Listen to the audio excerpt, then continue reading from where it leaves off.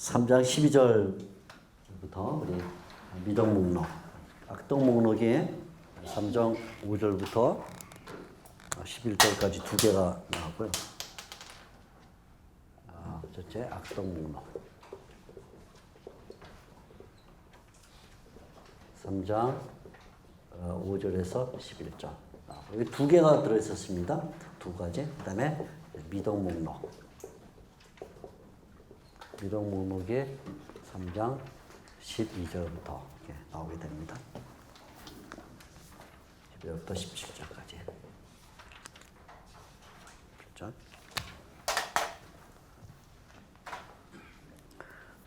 두 개의 악동 목록에 하나의 미덕 목록 이렇게 되어 있습니다. 특이하죠? 사도 바울이 기왕이면 미덕 목록도 두 개 이렇게 했으면 짝이 딱 맞을 텐데 하나의 미덕 목록만 주었습니다. 잘 보면 하나의 미덕 목록 속에 여러 그 부문장들 이렇게 쭉 들어있으면서 좀 복잡한 많은 내용이 들어있습니다. 하나라고 말하자면 사실은 굉장히 많은 내용이 들어있는데 먼저 그 미덕 목록 구조 이렇게 한 그 부분을 보면요.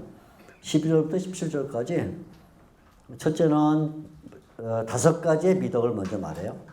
긍휼의 마음, 자비, 겸손, 온유, 오래 참음 이렇게 말하고 거기에 이제 13절부터 14절까지 부속문이 3개가 나오는데 하나는 서로 용납하라 하는 부속문, 또 하나는 피차 용서하라 하는 부속문, 또 하나는 사랑은 띠다 라고 말하는 명사문 나오고 또 이어서 명령법이 2개가 나와요. 하나는 그리스도의 평강이 너희 마음을 다스리게 하라. 또 그리스도의 말씀이 어쩌고 저쩌고. 그다음에 이어서 3가지 분사가 나오는데 가르치고 권면하라. 또 찬송하라. 감사하라. 그래서 이게 12절부터 17절까지 몇 절 안 되는 내용인데도 불구하고 문장 구성으로 보면 아주 복잡한 구성을 갖고 있습니다. 여기는 분사도 들어있고 또 명사문도 있고 명령법도 있고 또 분사가 나와 이렇게 복잡한 구조를 가지고 있는데 자 조금씩 이제 살펴보도록 그렇게 하겠습니다. 먼저 3장 12절 보면 미덕 목록의 도입어 역시 그러므로 이렇게 시작하죠. 앞에 악동 목록도 그러므로 이렇게 시작했는데 미덕 목록도 그러므로 이렇게 시작합니다. 이거는 미덕 목록과 악동 목록의 인과관계를 설명해 주고 있다 이렇게 볼 수 있겠죠. 악동 목록에 이런 것들이 있는데 우리가 그리스도 안에서 차별이 없게 되었으므로 이런 말이죠. 그래서 이런 미덕 목록을 가져야 된다 이런 말이 되겠습니다. 자 우선 이 인과관계는 신자의 신분이 하나님과의 관계에서 형성되어 있다 하는 것을 말해줍니다. 그래서 3장 12절에 이렇게 시작하죠. 그러므로 너희는 하나님이 택하사 거룩하고 사랑받는 자처럼 이렇게 말합니다.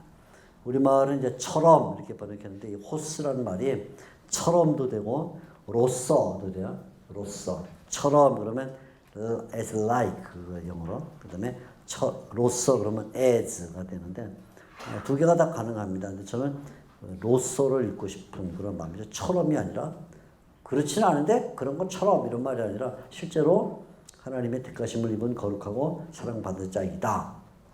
이런 뜻이죠. 그러므로 이렇게 나오는 거죠. 그래서 사도 바울은 신자의 신분을 3가지로 정의합니다. 택하심을 입은 자, 그 다음에 거룩한 자들, 사랑받는 자들 이렇게 말하는데 여기에 이 3가지 말은 다 구약의 이스라엘 백성을 지칭하던 단어들입니다. 구약의 이스라엘 백성을 말할 때 택함을 받은 자, 거룩한 자, 사랑받은 자 이런 표현을 많이 썼죠. 언약의 관계가 구약 백성에서 신약의 성도들에게까지 확장된 그런 경우를 보여주고 있습니다. 언약의 대상이 확장됐다 그런 말이죠. 구약의 백성에서 신약의 백성들까지 확장이 됐습니다. 이 속에는 영원한 그 언약 택하심을 받았다라는 이런 내용도 들어있고 거룩한 자다. 이것은 현실 세계에서 하나님의 언약 또는 예정 뭐 이런 택하심을 통해서 현실적으로는 그들이 어떤 자들이냐 거룩한 자들이다 뭐 이런 뜻도 들고 사랑받는 자들은 하나님과 사람 사이에서 계속 어떻게 이 사랑의 관계가 유지되냐 뭐 이런 내용들이 다 포함이 되어 있다고 볼 수가 있습니다. 그러니까 중요한 거는 구약 이스라엘 백성들에게 사용되던 단어가 신약의 신자를 가리키는 전문 용어가 됐다 하는 것이 중요하죠. 그리고 이것은 다른 바울의 편지나 또 다른 신약 성경에서도 여러 차례 반복되는 그런 말이 되겠습니다. 그러나 이 신자를 정의하는 이 편에서 그러니까 택하심을 입었다, 거룩하다, 사랑받은 자다라는 이 편에서 더 중요한 것은 신자와 하나님의 관계죠. 신자와 하나님의 관계. 신자는 하나님의 택하심을 받은 자 이렇게 말할 때 신자와 하나님의 관계를 말하고 있다. 그래서 더 한 걸음 나가면 그리스도와 신자 사이에 어떤 관계가 있는가 하는 것을 보여주고 있다. 그래서 실제로 예수님과 하나님의 그 관계를 설명할 때 계속 이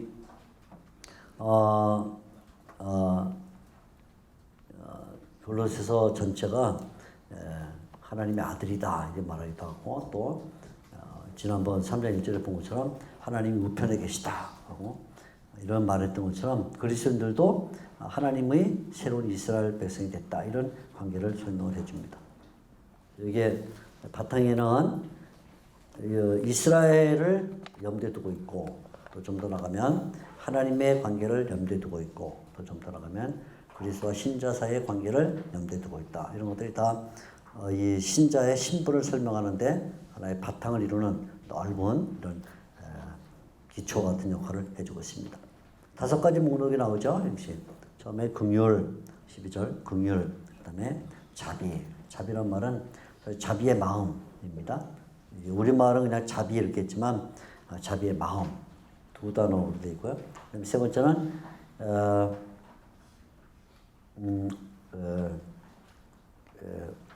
겸손, 긍휼과 자비와 겸손 말하고 있습니다. 겸손. 이 겸손은 이미 2장 18절과 23절에 2번 나왔던 단어입니다. 근데 이때 2장 18절과 2장 23절에서는 이 겸손이라는 단어를 썼을 때 2단 문제와 관련해서 썼어요. 2장 18절 다시 한번 읽어드리면 2장 18절 꾸며낸 겸손과 우리말 꾸며낸 겸손과 겸손 23절에 이런 것들은 자의적 숭배와 겸손과 그래서 결국 이단들이 계속 추구한 게 뭐냐면 겸손인데 이 겸손은 천사 숭배라는 천사를 중보자로 삼기 위해서는 자기 자신이 낮아져야 된다라는 생각 가운데서 일어났던 겸손 신비적이고 또 천사 숭배적인 의미의 이 겸손을 말하고 있다면 바울은 이 겸손을 그런 차원에서 말하는 게 아니라 하나님과의 관계 속에서 하나님의 택하신 자이고 또 하나님이 거룩하게 하신 사람이고 하나님이 사랑을 하는 자이기 때문에 겸손입니다. 하나님과의 관계에서 겸손을 말해요. 이단들은 겸손을 자기 자신이 영적 세계에 도달하기 위해서 갖는 겸손을 말한다면 신자들에게 요구하는 겸손은 하나님과 관계 때문에 일어나는 겸손이죠. 그러니까 겸손이 두 개가 다 겸손이지만 상당히 다른 겸손이죠. 이단들은 자기가 겸손해지는 거예요. 자기를 낮춰서 천사 숭배에 들어가죠. 이런 겸손이라면 신자들에게 요구하는 것은 하나님의 그 엄중하심 또 하나님의 은혜를 생각할 때 오늘 겸손 하나님과의 관계 속에서 이루어지는 겸손 다른 겸손이죠. 이런 점에서 이제 바울은 똑같은 단어를 써서 서로 다른 내용을 말하면서 동시에 또 이단을 논박하는 그런 성격을 보여줍니다. 우리가 어떤 겸손을 추구하는 것이 옳은가? 그것이 이단들을 방지하는 하나의 방식이 된다. 이런 내용이 되겠죠. 네 번째는 온유. 다섯 번째가 오래 참음. 이렇게 되는데, 자, 이 오래 참음. 바로 이 오래 참음이 헬라어로는 오래 참음.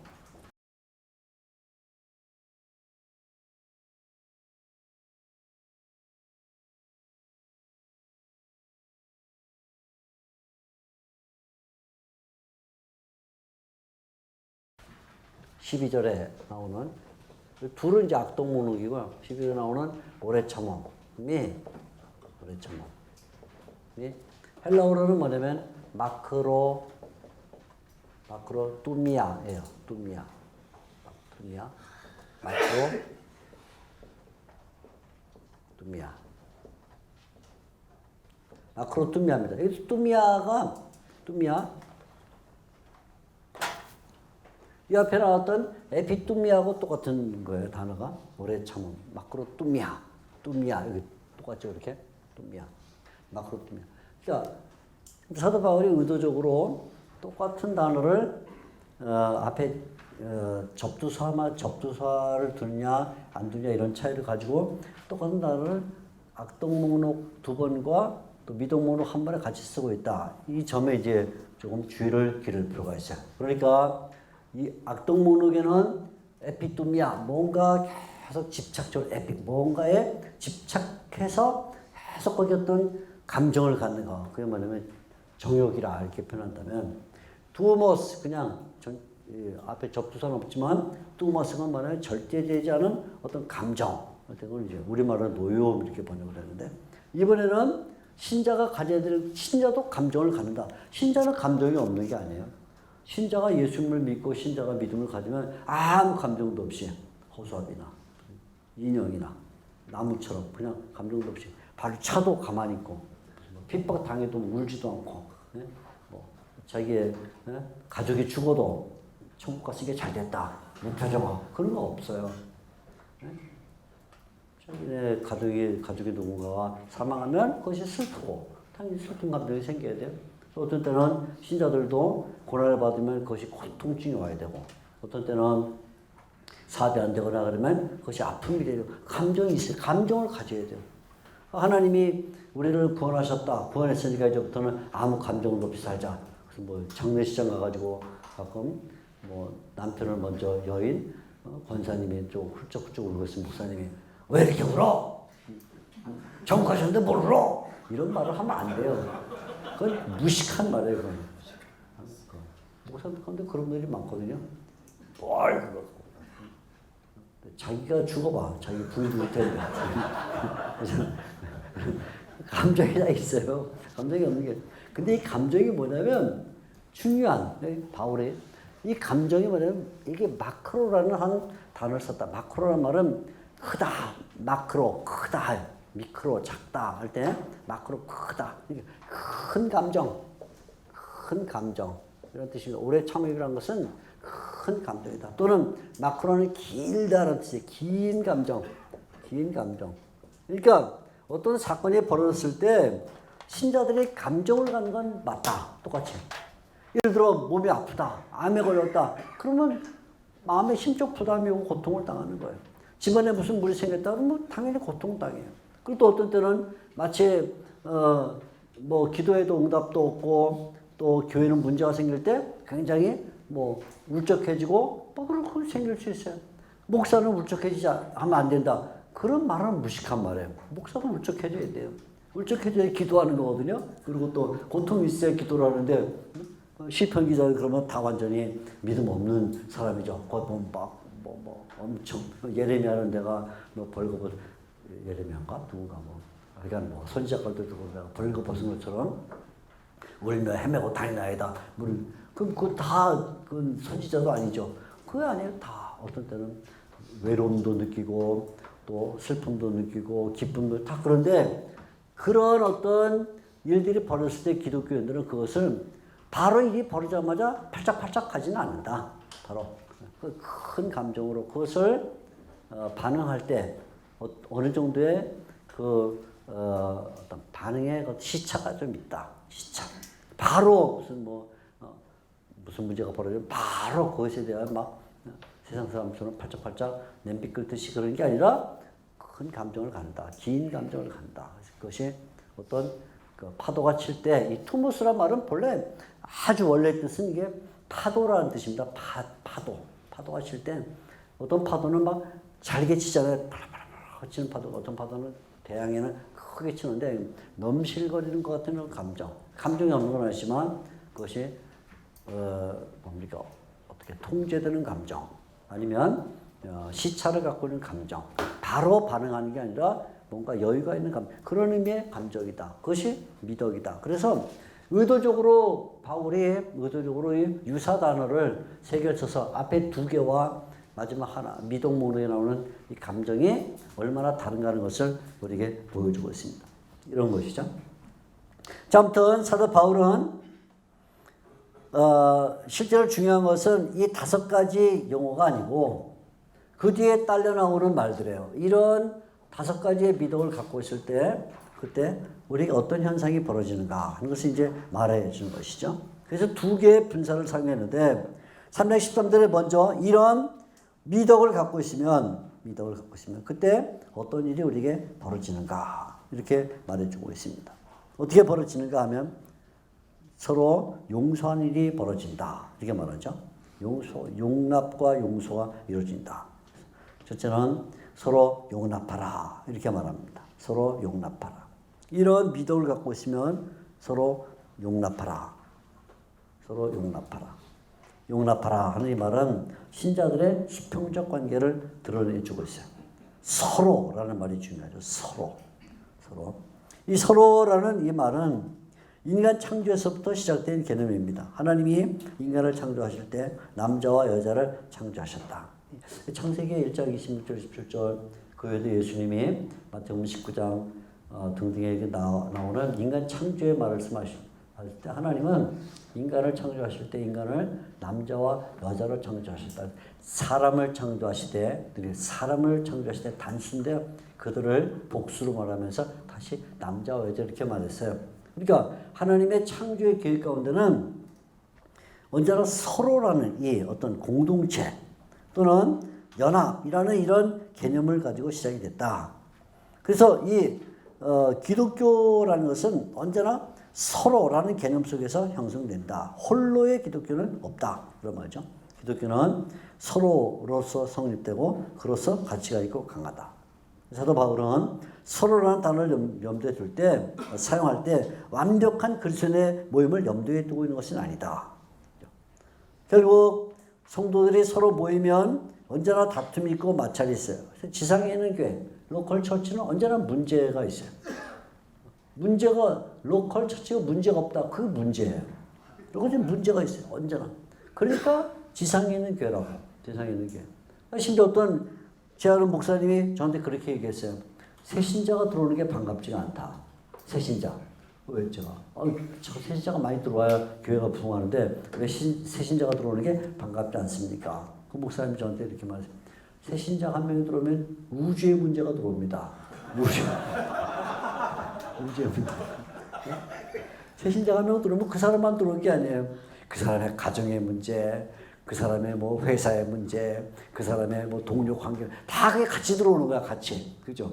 그러면 목사가 새신자 한 명 들어오면 이제부터 그 사람 뒤에 걸 다 책임져 줘야 돼. 다. 그죠? 그러니까 저는 새신자가 들어오는 걸 원하지 않습니다. 우주의 문제가 들어오니까. 10명 들어오면 우주가 10개가 들어와. 우주의 문제가. 100명 들어오면 우주가 100개가 들어와. 얼마나 힘들어요? 맞아요. 교회는, 지상에 있는 교회는 공동체인데 공동체라는 말 속에는 이미 갈등이 전제되고 있어요. 공동체. 공동체라는 말 속에는 벌써 뭔가 문제가 있다는 것이 전제가 되고 있어요. 그런데 사도 바울이 여기서 서로 용납하라 이 말을 할 때 벌써 문제가 있는 거야. 그죠? 용납하라 이 말은 문제가 없으면 용납할 게 없어. 이 용납하라는 말 속에는 이미 문제가 있어.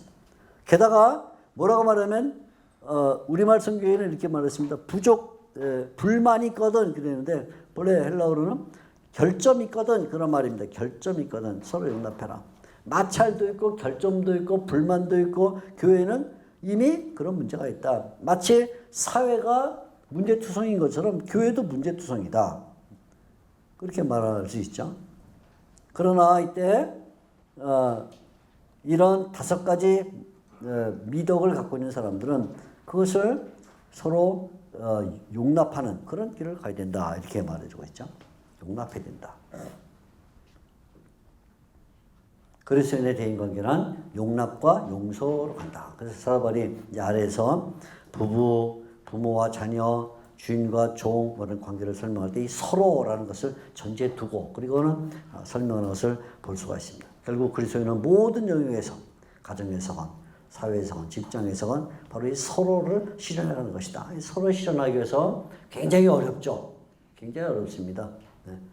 그냥 혼자 살면 제일 편할 것 같은데 네. 하나님은 우리에게 서로 살아라 이렇게 말해 주고 있습니다. 두 번째는 피차 용서하라. 피차 용서하라. 뭐 앞에 서로라는 말과 피차라는 말이 헬라어로는 조금 다른데요. 그러나 결국은 같은 내용이 됩니다. 피차 용서하라. 이번에는 용서라는 단어를 썼어요. 용서는 기독론과 관련이 있습니다. 3장 13절. 그래서 주께서 너희를 용서하신 것 같이 이렇게 토를 달았어요. 주께서 너를 용서하신 것 같이 너희도 용서하라. 신자의 용서는 그리스도의 용서에 바탕을 두고 있다. 이렇게 말하고 있습니다. 신자의 용서는 그리스도의 용서에 바탕을 두고 있다. 주께서 너희를 용서하신 것처럼 너희도 용서해라. 용서에 대해서는 이미 2장 13절에 장황한 얘기를 했죠. 그래서 주님이 우리를 용서하신 것이 어떻게 했냐? 문서 폐기와 무장 해제라는 방식으로 용서했다. 그런 용서가 우리에게 주어졌기 때문에 우리도 용서해야 된다. 그러니까 신학이 용서의 신학이 용서의 윤리를 만들어낸다. 그런 말입니다. 용서의 신학이 용서의 윤리를 만들어낸다. 바꿔 말하면 용서의 윤리는 용서 신학의 표현이다. 윤리가 신학을 표현하고 있다. 이런 말이 되겠죠. 그리스도와 신자의 일치. 그리스도와 신자의 일치. 그리스도께서 너희를 용서하신 것처럼 너희도 그렇게 하라. 이렇게 말함으로써 그리스도와 신자 사이에는 일치가 일어나야 되는데 그래서 그리스도는 신자가 일치해야 할 삶의 모범으로 등장하고 있다. 그래서 늘 그리스도에 대한 지향, 그리스도가 하신 그대로 닮아가려는 것이 신자의 삶의 모습이다. 이렇게 말해줍니다. 5가지 미덕 목록이 있을 때 첫째, 용납해라. 둘째, 용서해라. 이렇게 말하죠. 거기다가 한 가지 명사문을 더 붙이고 있는데 이 모든 것에 사랑을 더하라 이렇게 말했습니다. 용서하고 용납하고 하는데 거기에 사랑을 더해라. 사실 사랑이 없으면 용서도 없고 용납도 없죠. 이 모든 것을 사랑 위에 더하라 이렇게 말합니다. 이것도 역시 윤리와 신학의 결합을 선명하게 보여주고 있습니다. 바울은 5가지 미덕을 열간 후에 용납과 용서를 첨부하고 거기에 사랑에 관해서 부연하고 있습니다. 이 모든 것 위에 라는 말은 앞에 나오는 용서와 용납뿐만 아니라 5가지 미덕문을 가리키는 것이다. 이렇게 볼 수 있는데 사랑은 위에 입으라. 새 사람을 입으라 하고 말한 또는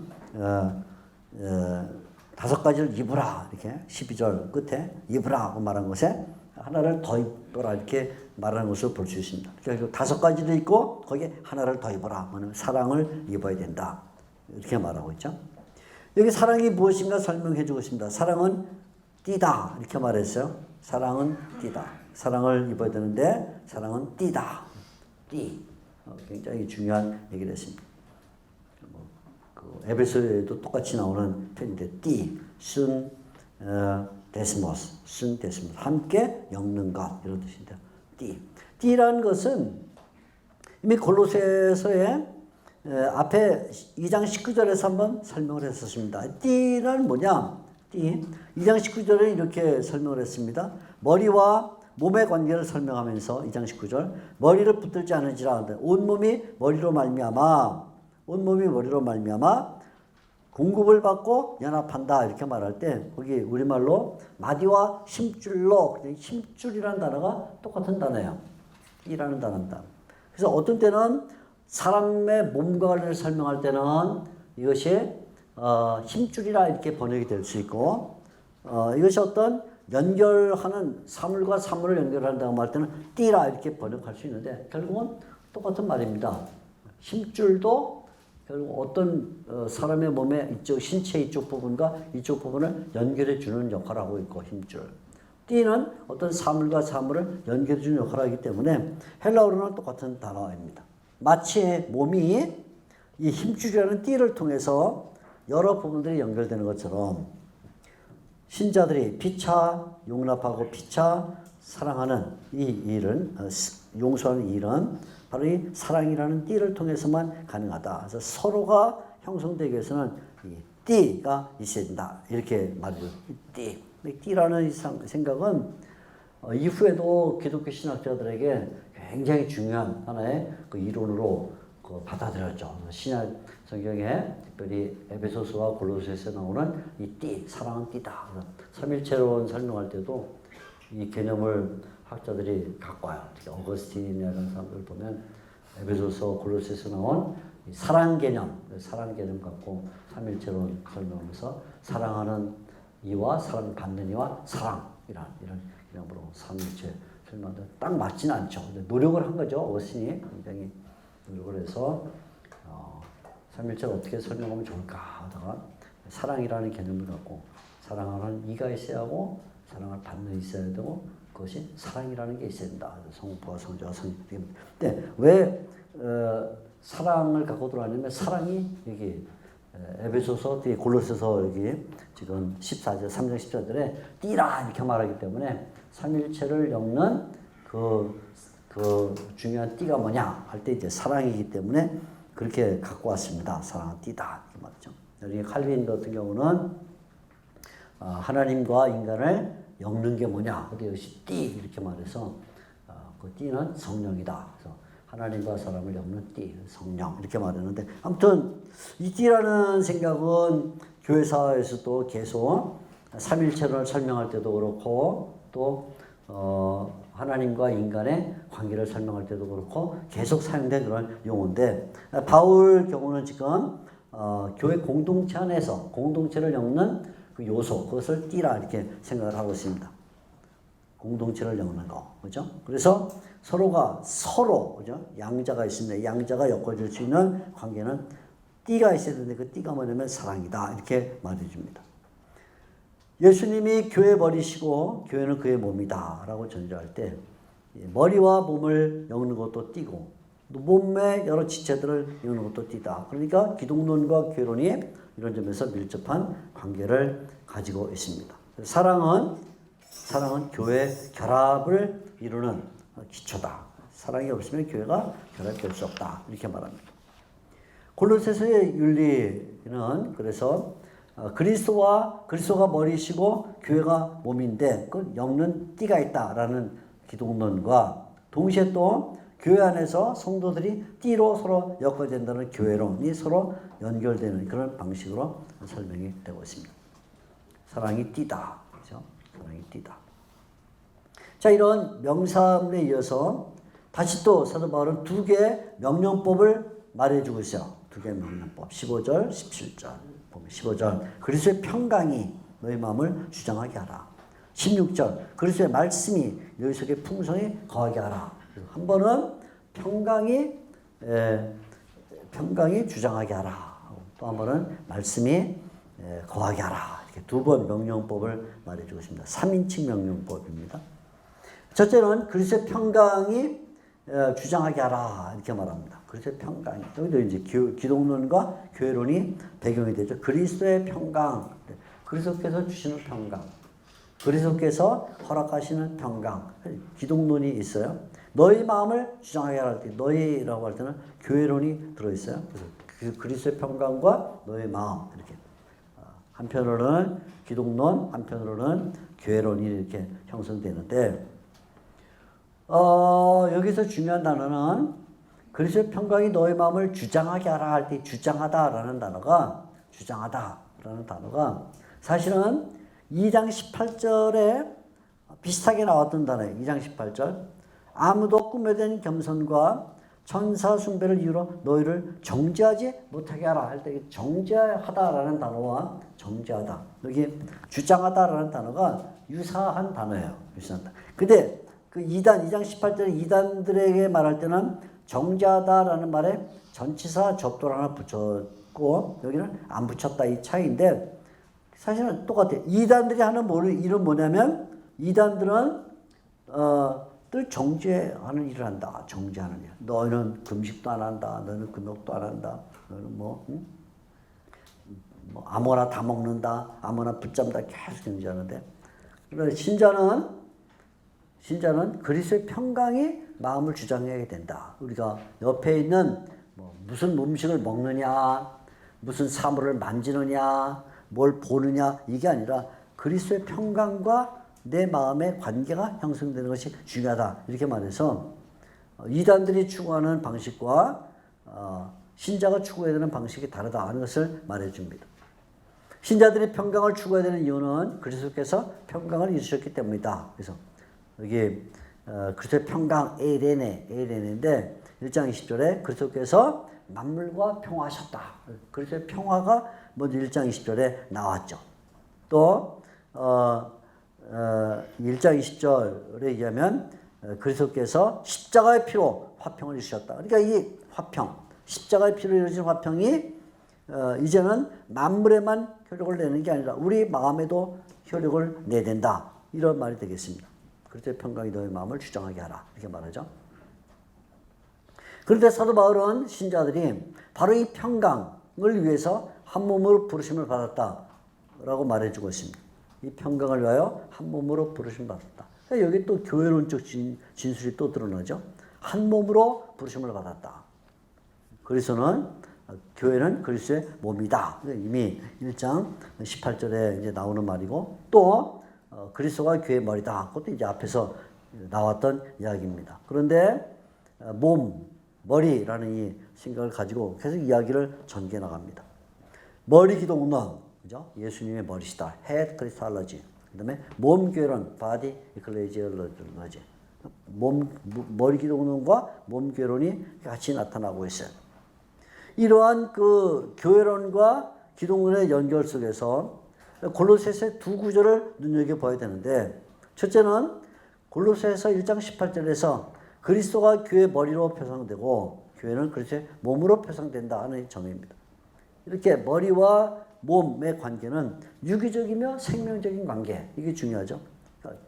앞에서도 얘기 드렸지만 몸과 머리를 말할 때 이것은 세속적인 철학이나 세속적인 그 가치관 속에서 머리는 통제하고 몸은 복종한다 이런 개념보다는 지금 몸과 머리의 골로새서에서는 특별히 유기적이다. 유기적. 생명적 관계다. 머리가 있기 때문에 온 몸에 서로 연결된다. 그죠? 마디와 힘줄이 연결된다. 머리가 있기 때문에. 그래서 이거는 지금 통제한다. 아니면 다스린다. 뭐 그래서 머리는 위에 있고 몸은 아래에 있다. 이런 그런 개념을 말하는 게 아니라 머리가 있기 때문에 생명이 주어진다는 생명적 관계를 말해주고 있습니다. 이것이 그래서 항상 교회는 그리스도와의 관계 속에서 의존하는 그런 관계를 가져야 된다. 이런 뜻이 되겠죠. 둘째로 2장 19절에서 이단의 문제를 지적하면서 다시 한번 머리와 몸의 관계를 언급하는데 이때 머리는 계속적인 생명과 양육의 근원이 된다 하는 것과 몸을 유기적 신체로 만드는 통일성의 근원이 된다는 생각을 보여주고 있습니다. 그래서 교회가 늘 머리인 그리스도에게 붙어야 된다 이렇게 말해주고 있죠. 머리인 그리스도에게 늘 교회가 붙어 있을 때만 그때 교회로서 안전한 길을 간다. 머리 기독론, 몸 교회론 굉장히 중요합니다. 여기에서 머리 기독론과 몸 교회론의 또 한 가지 중요한 것은 우주적인 의미다. 우주적인 의미.